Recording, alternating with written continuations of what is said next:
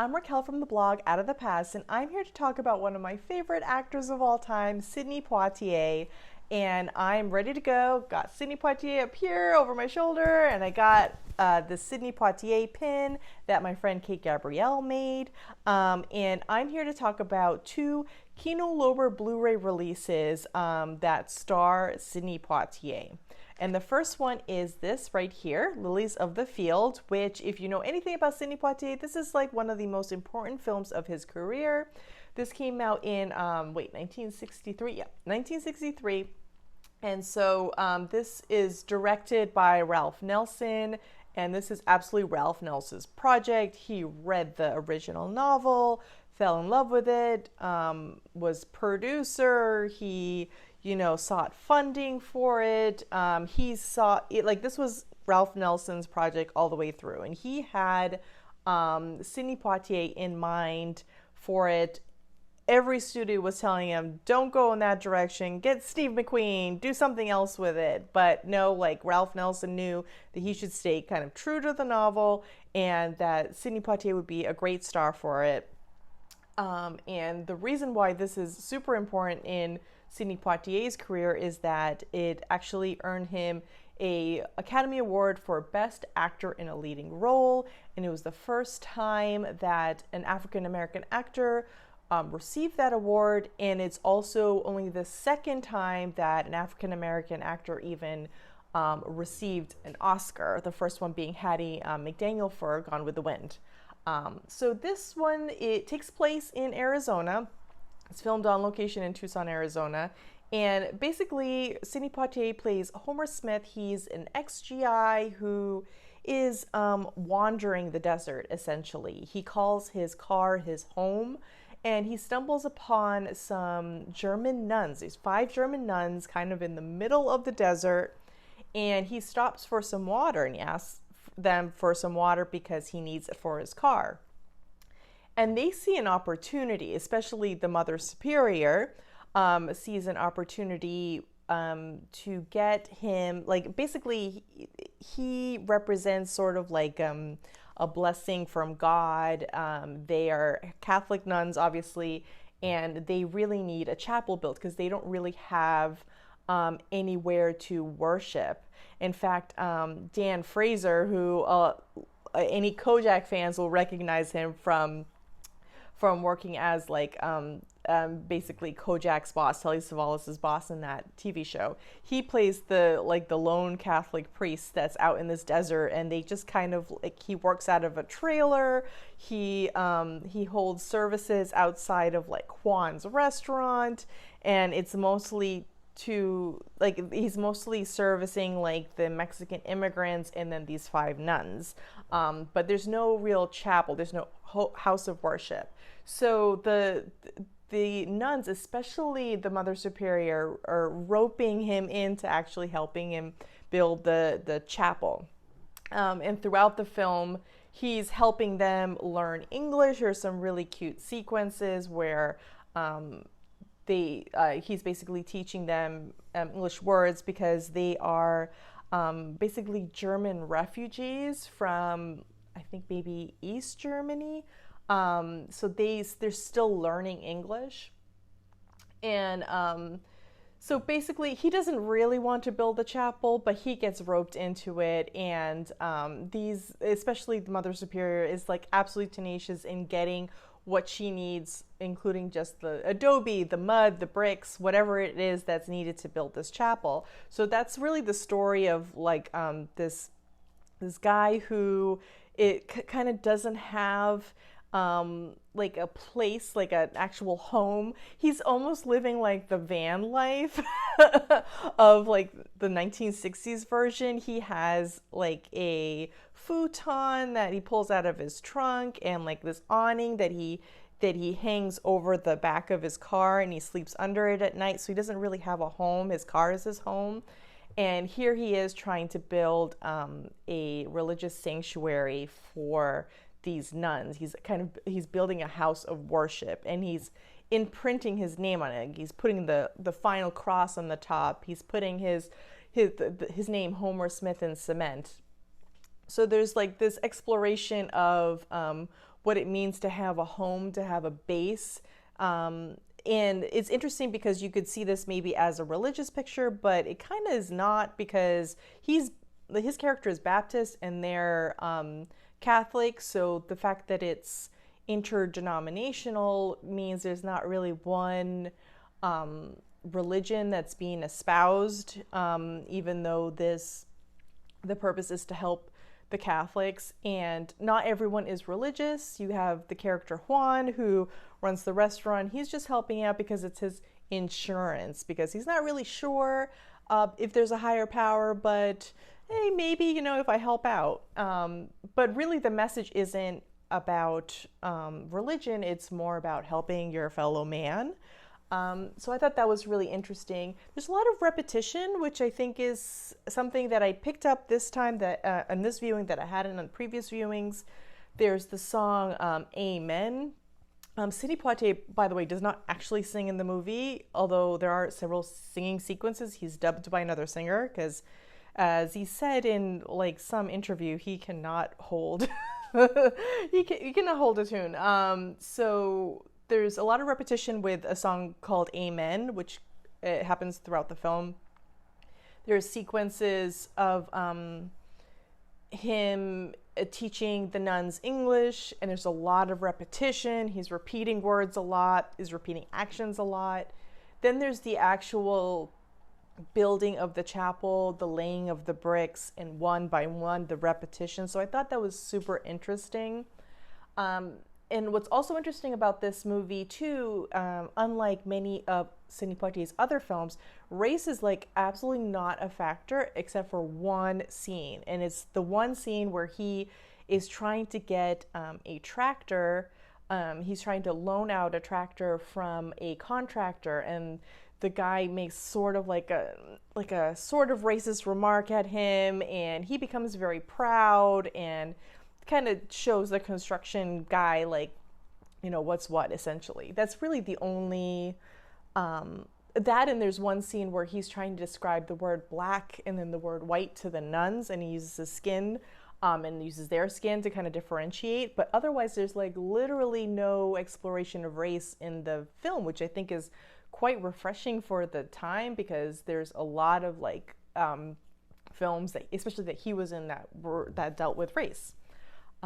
He's just absolutely so handsome in this movie. He's got the very beginning, he's wearing these tight white jeans and this white jean jacket, and he looks just so really cool. And in one scene he's got sunglasses on and this print shirt with a palm tree print on it. He just looks absolutely gorgeous in this film, and it's just kind of also, there's some comedy to it, there's some drama to it. It's quite charming. It's hard to watch this film and not fall in love with the characters, because they are kind of quirky and they grow, and it's just really great. And then, so Sidney Poitier, yes, he won the Oscar for his performance. This movie, one of the major themes of the movie too is the fact that the nuns have no money to build this chapel. And what's funny about that is that Ralph Nelson, director-producer, basically had no money to make this. He had a very, very small budget. This was distributed by United Artists, I believe. And he had to negotiate with Sidney Poitier to say hey, I'm going to give you a salary, but it's going to have to be a small salary. It has to be deferred, and I'll get you a cut of the profits, which ended up being quite lucrative since the film did really well.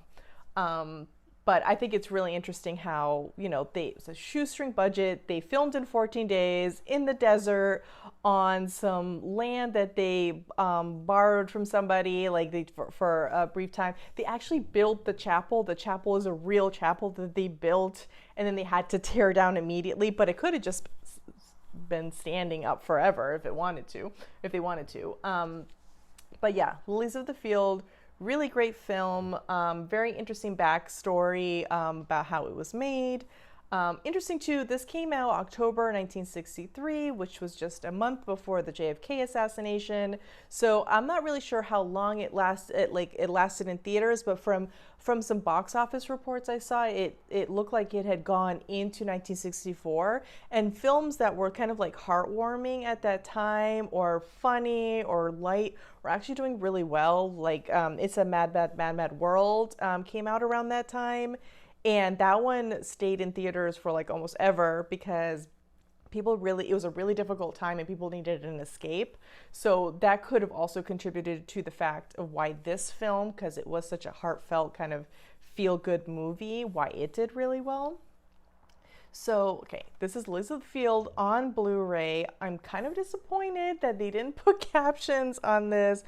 I am not hard of hearing, but I could use the captions. I always could use the captions. There's a lot of like ambient noise in my home, so at home viewing is really important. So this did not have that. This does have audio commentary by film historian and critic Sergio Mims and a bunch of trailers. The next Sidney Poitier movie I'm reviewing is this one right here, The Organization from 1971. This is the third of the 3 Virgil Tibbs movies that came out. Anyone familiar with In the Heat of the Night, which is one of the best classic films of all time, that was directed by Norman Jewison and stars Sidney Poitier and Rod Steiger as basically he's Sidney Poitier's character Virgil Tibbs is a police detective from out of town who happens to be in a small rural town in the South when an actual murder investigation is happening, and they just assume, because they're all, quite racist at the time, they all assume it was him. So you have these 2 really powerful performances from Sidney Poitier, who plays the black detective, and then Rod Steiger, who plays, I believe he's the sheriff, and there's some really, really powerful scenes in that. It's about racism, it's about rural life, there's murder, there's all sorts of like secrecy in the town. It's a very, very powerful film. And then there's the slap that turd around the world that everyone knows about. So that film did so well, obviously, and is well known, and also eventually became a TV series, but it also spawned 2 sequels. So, and those focused specifically on Virgil Tibbs, like, "They call me Mr. Tibbs," like that famous line from In the Heat of the Night that Sidney Poitier says. That is the title for the second movie, which came out in 1970, I believe, and then In the Heat of the Night came out in 1967. So just a few years later, they released They Call Me Mr. Tibbs, which I think is set in San Francisco, and Sidney Poitier is a detective. I think it's been a long time since I've watched it. It stars Martin Landau, and I believe it's about a murdered call girl. I'm not quite sure. That is available on from Kino Lorber on Blu-ray, but it's been a long time, and I haven't watched it in a while, so I gotta brush up on my memory for that. So this one is the 3rd film. So this came out a year after that one. Sidney Poitier is still playing Virgil Tibbs, a detective in San Francisco. This one has a plot that is just so convoluted. I highly recommend watching it, not for the plot, because more for the cast, because you're gonna be a little confused in what's happening, and also what's happening isn't even really that interesting, if that makes sense.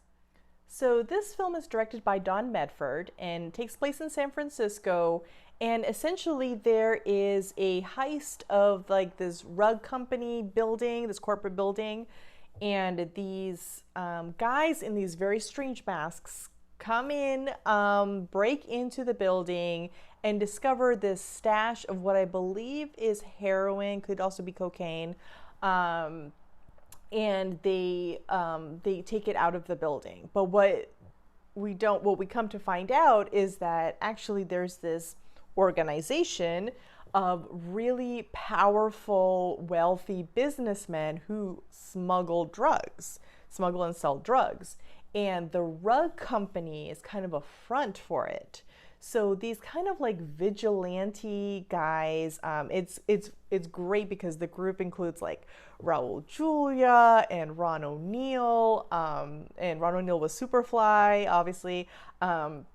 So they're trying to help Sidney Poitier, the detective, um, figure out who this organization is. But the organization is actually quite deadly, and like this group of vigilantes start falling one by one. They start getting killed off because of what they know. So basically, Sidney Poitier is kind of trapped in like a weird um, purgatory. Like he's a weird like in between space where he's trying to hide the fact that he knows some information from his bosses, one of whom includes Gary Wahlberg from you'll know him from Quincy ME. He's in both They Call Me Mr. Tibbs and this film. But I just shout out because I'm absolutely obsessed with Quincy and Me. I love that show. Jack Klugman, love him.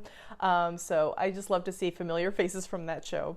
So he's trying to hide the fact that he knows about like the vigilantes who broke into the rug store, kind of knows a little bit about the organization, but so he's hiding that from his bosses. He's trying to hide some information from the vigilantes. He's trying to basically take on a lot of stuff on his back. And there's other stuff happening, like one of his partners gets shot in like this really dramatic like chase sequence. One of the sergeants from the the police station commits suicide, and we're not really sure why. Is he connected to the organization? There are some chase sequences and some on-location shooting in San Francisco. Not as much as I would like, but it is really interesting to see what San Francisco looked like in the early 70s. You have Barbara McNair, who plays Virgil Tibbs' wife in both this film and They Call Me Mr. Tibbs.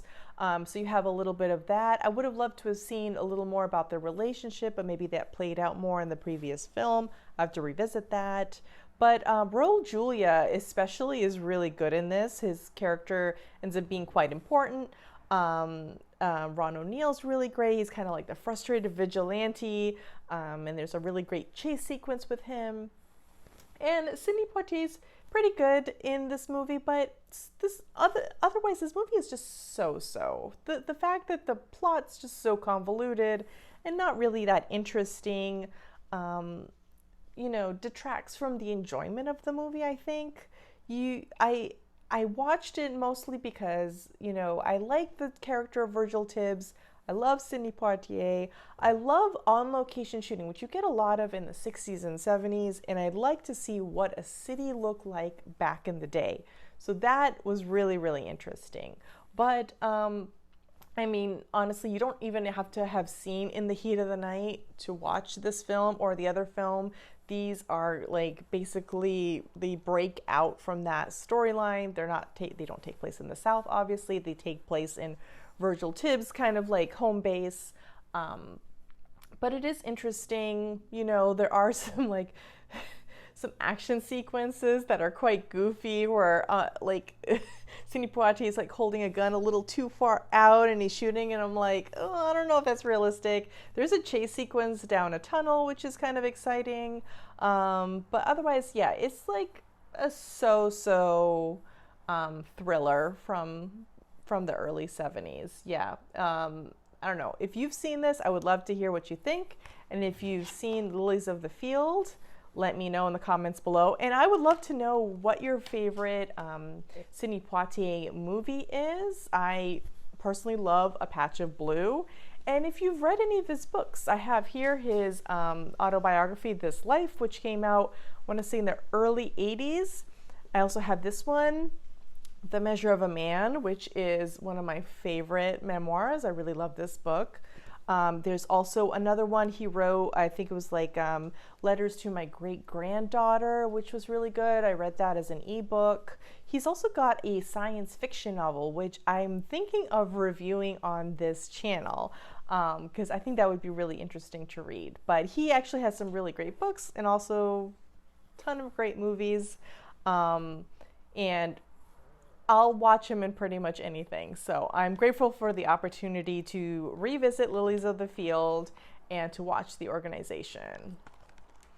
And that's all I have for you today. Thank you for watching. Bye.